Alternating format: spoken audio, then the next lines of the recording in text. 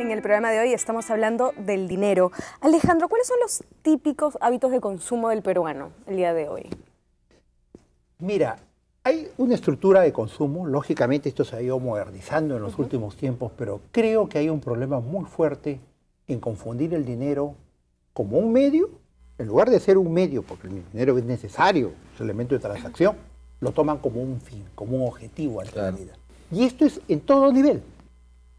En el negocio en el cual estoy, pongamos, un negocio de compra-venta de empresas, veo en muchos casos que hay temor a vender la empresa porque después no saben qué hacer, por más que haya un buen precio. Y el problema ya no es dinero, el problema en muchos casos me llevaba a la reflexión que la gente es tan pobre que solamente tiene dinero. Claro. Ya no hay más, tienes que tener otro sentido entre la vida. El dinero es necesario para vivir bien, como un medio, digamos, para poder mantener a mi familia, un medio de consumo. Pero cuando se confunden los objetivos y se toma como la razón de ser, ahí hay un problema serio, un problema complicado. Y creo que eso explica parte de ese desconcierto que vive principalmente la gente joven en nuestro país. Pero también hay el otro extremo, que es la gente que no ahorra, ¿no? Los despilfarradores, digamos. ¿El peruano ahorra? Sí, hay un sentido de ahorro. Ahora, la concepción es diferente en el ahorro, ¿no? Porque gran parte, pongamos, ¿en qué se usan las remesas? Se han hecho estudios de las remesas. Primero va a lo que es alimentación básica, a lo que es educación, invierten en educación, y después lo que es inversión, digamos, en vivienda. Lo cual es otro tipo de ahorro. Ya no es el ahorro convencional en su libreta o en su caja. Carlos, ¿y es posible llegar a una situación en el futuro en que el dinero ya no exista físicamente, sino que todas nuestras transacciones sean por la vía virtual, por internet o por tarjetas? A eso estamos yendo. Yo creo que si comparamos con lo que era hace medio siglo, digamos hoy en día, la parte del dinero que existe en economía está solo parcialmente en billetes y monedas. Y la parte más importante no es dinero físico, es dinero, digámoslo así, virtual, ¿no? En el pasado esto era claro mucho menos, casi todo era dinero físico simplemente, no existía dinero virtual. Pero desde que existen los bancos comienza a aparecer el dinero virtual, y ahora con el uso masivo de las tarjetas de crédito en que uno puede salir a la calle con cero monedas. Sin plata, o con un sencillito por si acaso para una propina, pero para dar una limosna. Claro. Pero luego echas la gasolina, pagas el colegio, el supermercado, el menú del restaurante, todo lo pagas con dinero plástico. Entonces ya no hace falta mucho el dinero físico. Sí, yo creo que siempre será necesario para los pagos menudos, en los cuales es difícil para la persona que recibe el dinero comprobar que le estás haciendo un pago efectivo, que le estás haciendo un pago verdadero. Porque el problema del pago virtual es que como la persona no recibe un dinero físico, dice, ¿y cómo diablos sé que realmente me está pagando y que esto no es una estafa, ¿no? Por ejemplo, al taxista, ¿cómo le vas a pagar? O al micro, ¿cómo le vas a pagar? Pues con un cheque. Pero vamos a llegar a una situación que lo comentábamos en otro programa, en que la banca celular, es decir, uno va a poder hacer transferencias por su celular a otro celular con el número del celular. Entonces, por ejemplo, yo puedo estar en un taxi, señor, ¿cuánto es la carrera? 20 soles. Entonces yo desde mi celular le transfiero, ¿cuál es su número de celular, señor? Y, ¿no? Y ya está. Y él puede ver el depósito de los 20 soles. Ahora, ese manejo del dinero virtual ya existe. Claro. ¿Se da? Pero hay en cierta forma una posición de retroceso, diría. Parte de la crisis financiera se explica porque ya no solamente era dinero virtual, sino promesas de dinero. Eso te quería preguntar. Hay gente que inventa dinero. Claro, pero eso es lo que se hacían con los famosos derivados, con las famosas opciones. Claro. Yo apostaba a que el precio del petróleo estuviera por encima de $100 de acá a 6 meses. Y esa promesa la vendía a ustedes. La compraba, la volvía a revender. Y eso explica parte de la crisis financiera con los famosos derivados. Mucha gente quería hacer su millón antes de los 30 años. Digamos que es algo que el dinero virtual permite, es como una especie de herramienta que si es bien usada puede ser muy útil y mal utilizada es una desgracia. Este es el problema del dinero virtual, ¿no? Que permite, como una pirámide, inflar una capacidad de consumo que no existe en verdad, pero que crees que va a existir en el futuro. Es que psicológicamente, no sé, de repente estoy pensando, psicológicamente es distinto pagar con dinero cuando tú ves que se está yendo el billete y la moneda y pagar con una tarjeta. Porque la tarjeta te da la posibilidad de poder Postergar pagar el pago, más, claro. ¿no? De manejar otras cifras. Bueno, por eso te hacen un descuento por pronto pago en algunos lugares, ¿no? Claro. Incluso en algunos lados se llama contado rabioso, ¿no? ¿Cómo lo va a pagar usted este artefacto? ¿Lo va a pagar con tarjeta o lo paga en contado rabioso? Y hay un descuento sobre ello. Así es. Uno de los termómetros, por ejemplo, son los grifos, ¿no? Ahora uno se demora más en los grifos porque la gente paga con tarjeta, ¿no? Y antes tú veías a los griferos con un manojo así de billetes porque todo el mundo pagaba la gasolina con dinero, Con nadie, efectivo. ¿no? Y ahora prácticamente todo es con tarjeta, ¿no? A eso hemos llegado. Digamos que lo que antes, el tiempo que se gastaba en comprobar que el billete fuera bueno, ahora se gasta en comprobar que el dueño de la tarjeta es efectivamente la persona que dice ser, porque ahí hay un riesgo moral, podríamos decir, que en el Perú hemos aprendido lentamente, ¿no? Gente que estafa con tarjetas, cajeros o cajeras que no han sido entrenados a cobrar correctamente un pago con tarjeta, ¿no? Que tienen que verificar la identidad de la persona, revisar que la firma coincida.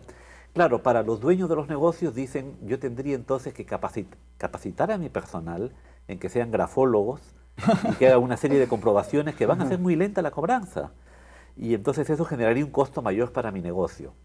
De otro lado, los bancos o los emisores de las tarjetas le cobran a los negocios por la operación de la tarjeta, por lo cual no siempre el que vende te va a sonreír cuando tú le dices que vas a pagar con tarjeta. Y lo que decía Alejandro antes, hay un descuento para el que Es paga que en a efectivo. ellos les hacen el descuento, ¿no? Por eso Exactamente. te dicen, si paga con tarjeta es 5% más o 10% más. El descuento finalmente lo paga el cliente, ¿ah? Claro. Él es el intermediario. Ahora, algo más delicado es la clonación de tarjetas. Claro. Que miremos el desfase legal que existe hoy día.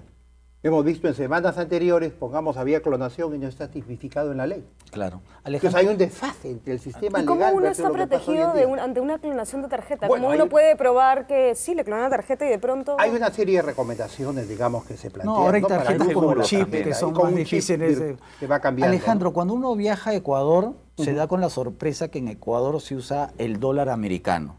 Los ecuatorianos decidieron en un momento que era mejor utilizar el dólar que la moneda nacional. Nosotros estuvimos casi al sí, borde nosotros. de hacer esa conversión, ¿no? Que no hubiera sido lo más conveniente. ¿Por qué recurren al dólar? Cuando ya se pierde credibilidad en las instituciones. Cualquiera puede venir al Banco Central y empezar a hacer funcionar la maquinita. Cuando no hay confianza en instituciones, entonces recurres a ampararte en una moneda extranjera. fuerte. Así es. Que ya no es fuerte. Porque Que hoy ya día no el es- mundo vive el No, post-dólar. porque y los la Estados gente- Unidos también hacen maquinita. Claro. No, impresionante. Y van a Impresionante. seguir haciendo maquinita. Sí. El usuario Y- común y corriente no entiende Esa eso. es una de las razones por las cuales el dólar viene bajando, no solamente porque ingresa dólar por el narcotráfico, sino también por la maquinita norteamericana. Y así en como época existe electoral. el euro en Europa, Sí. ¿se podría pensar en algún tipo de moneda unificada en toda Latinoamérica o en toda América? El peso Mira, andino. El peso andino que Eso hablaba de la andino en UNDE. aquel entonces yo no lo veo viable. Más aún, un escenario de perspectiva, un escenario de futuro es que termine la historia de la Unión Europea, la Claro. comunidad, y termine el euro, termine la historia del euro. Entonces no quisiera pensar que nosotros, no teniendo las mismas condiciones, llegamos contra la historia Ajá. a repetir algo que ellos están de salida, ¿no? Claro. Entonces, por eso es que la idea del peso no prosperó, ¿no? Se necesitaría que haya mayor comercio entre nosotros, porque en Europa el éxito del euro y de la comunidad europea tenía que ver con el hecho de que la mayor parte del comercio de Francia, Alemania, Inglaterra, Italia era entre ellos mismos, es decir, mucho comercio entre los países europeos. En cambio, no existe esa riqueza de comercio entre los países andinos o sudamericanos. Nuestros principales socios comerciales son Estados Unidos, la China hoy día, Sí, claro. la Unión Europea. Claro. Hay que darnos cuenta que la moneda única es el final de un proceso De que empieza integración. con La unión aduanera, la unión integración, aduanera, la libre tránsito de mercancías, libre personas. tránsito de personas. O sea, tiene que haber una base para que Una base, funcione una moneda exactamente. común. Aquí no, ni siquiera tenemos eso de que tú puedes viajar con tu DNI. No, yo no, siempre llevo el pasaporte, ¿no? Porque uno todavía no confía en Ahora, esas. hoy en día ya el dólar dejó de ser lo que era. Sí, pues. Sí. Lo que sucede es que hay todo un apego al dólar durante años. Y la gente el ciudadano común y corriente no comprende que el mundo vive la era del postdólar. Todo indica que el dólar va a seguir perdiendo, va a Entonces, ¿tú continuar podrías perdiendo recomendar a valor. la gente que ahora la gente ahorre en soles? El sol. El sol Ya es no, una- ya Hay un fue, traslado, digamos, bueno. ya el dólar no es la Tenemos una de moneda respaldo. fuerte ahora. Pero mire, los historiadores tendemos a pensar en el largo plazo, ¿no? Entonces, si yo reviso los últimos 10 años, efectivamente diría como Alejandro, hay que ahorrar en soles y me olvido de los dólares. Pero si reviso no los últimos 10 años, sino los últimos 100 años, entonces yo Claro. sigo ahorrando en dólares, porque, digamos, la historia anterior ha sido terrible para la moneda nacional. Recordaban ustedes lo de los ecuatorianos. En Ecuador lo que ha hecho la población en buena cuenta es amarrarle un brazo al Estado, diciéndole, esta mano no la uses más, porque cuando la has usado ha sido una desgracia para todos, de manera que no vamos a tener moneda propia. Lo cual tiene una serie de limitaciones, como decía Alejandro, y en ese sentido creo que es mejor que el gobierno tenga una moneda propia, siempre y cuando la use con responsabilidad.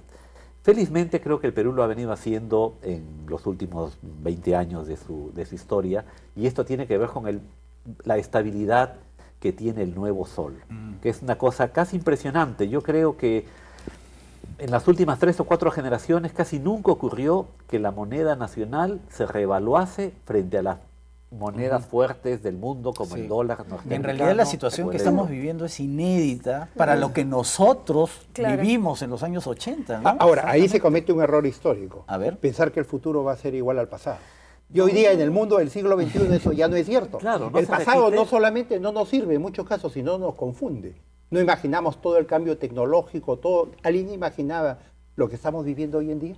No, y lo que vamos a vivir en los tenemos próximos más de años. 50.000 millones de reservas, ¿no? Eso es inédito. Bueno, tenemos que acabar el programa, pero quisiera que terminen con unos consejos finales para todo nuestro público. ¿Qué consejos les puedes dar a la gente? Mira, el primero es que el dinero es necesario. No vamos a ir al otro extremo, no vamos a llegar al trueque.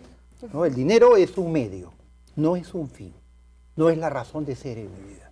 Me va a servir para comprar, para adquirir, para lograr tener una mejor educación, darle mejor condiciones a mi familia, pero no es la razón de ser. No caigamos en la situación en la cual seamos tan pobres que lo único que tengamos sea dinero. Muy bien, Carlos.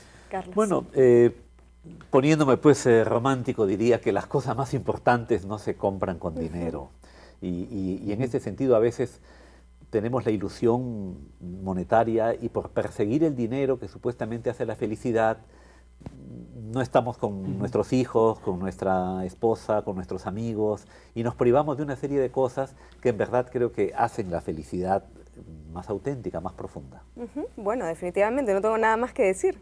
El dinero no trae la felicidad. Ayuda un poquito, pero no la garantiza. Así que con cuidado. Gracias, chao.